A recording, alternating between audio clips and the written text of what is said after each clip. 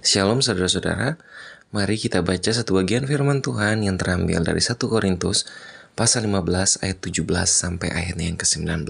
Firman Tuhan bunyinya demikian. Dan jika Kristus tidak dibangkitkan, maka sia-sialah kepercayaan kamu dan kamu masih hidup dalam dosa-dosamu. Demikianlah binasa juga orang-orang yang mati dalam Kristus. Jikalau kita hanya dalam hidup ini saja menaruh pengharapan pada Kristus, maka kita adalah orang-orang yang paling malang dari segala manusia. Saudara, menarik ketika firman Tuhan ini berbicara tentang pesan di mana kita bisa menjadi orang-orang yang sangat sia-sia percaya kepada Kristus adalah pada satu fakta bahwa tidak semua orang yang percaya kepada Kristus benar-benar mempercayai karyanya secara utuh, sehubungan dengan kebangkitannya dari antara orang mati. Saudara-saudara, karena kita minggu lalu membahas hal yang penting, yaitu pesan Injil yang terutama yang disampaikan Paulus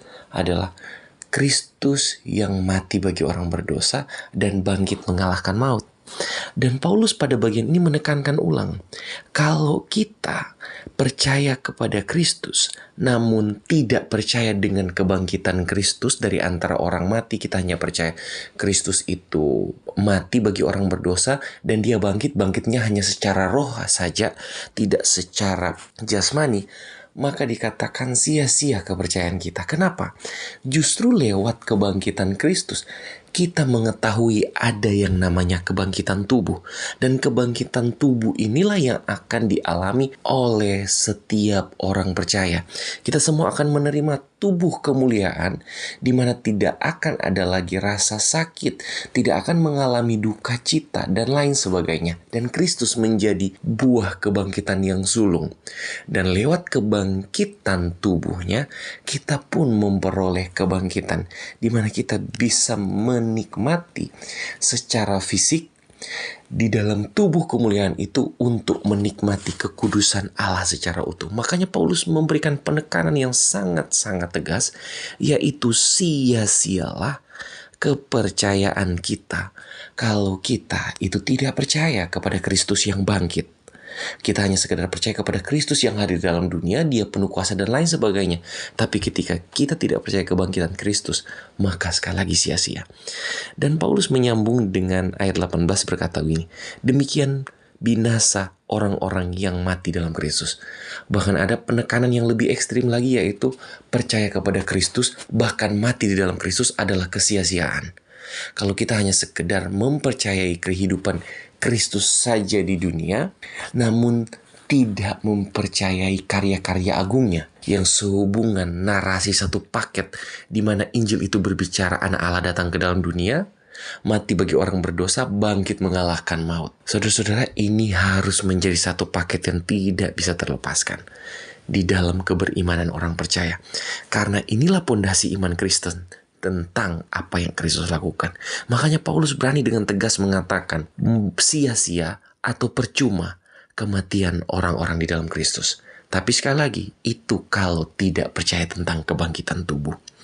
Di ayat 19 berkata seperti ini, jika kita hanya dalam hidup ini saja menaruh pengharapan kepada Kristus, maka kita adalah orang-orang yang paling malang dari segala manusia. Ya benar, kita adalah orang yang paling malang dari segala kehidupan, dari segala manusia yang ada di dalam dunia. Kalau kita hanya sekedar di dalam hidup yang sementara ini aja percaya kepada Kristus, kita benar-benar harus percaya bahwa apa yang Kristus lakukan itu bukan cuma untuk hidup saat ini, tapi kehidupan di dalam kekekalan.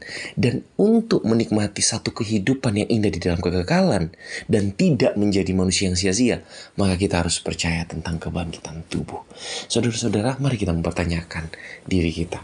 Benarkah kita sungguh-sungguh mempercayai Kristus? Bukan cuma sekedar Kristus yang pernah hadir 2000 tahun yang lalu, tetapi Kristus yang juga benar-benar mati di 2000 tahun yang lalu, dan dia bangkit juga 2000 tahun yang lalu untuk mengalahkan maut, dan lewat kebangkitannya itu kita pun mengalami tubuh kebangkitan. Saudara-saudara, benarkah kita sungguh-sungguh mempercayai kebangkitan tubuh itu yang akan menjadi tanda bahwa kita pun mengalami kebangkitan karena Kristus telah menyatakan kebangkitan tubuhnya? Kiranya melalui firman Tuhan ini kita benar-benar berefleksi, bukan cuma sekedar merenungkan bahwa Kristus itu adalah Allah yang mengasihi, tetapi Paulus memberikan penekanan bahwa suatu kehidupan yang di dalam Kristus bukan cuma taat perintahnya untuk lakuin apa ini dan itu, sehubungan dengan kegiatan aktif moral agamawi, tapi yang Kristus mau kita percaya Injil sepenuhnya tentang apa yang Kristus kerjakan bagi manusia berdosa supaya mengalami suatu kehidupan kekal bersama Allah. Kita berdoa. Tuhan Yesus, terima kasih kami telah belajar firman-Mu.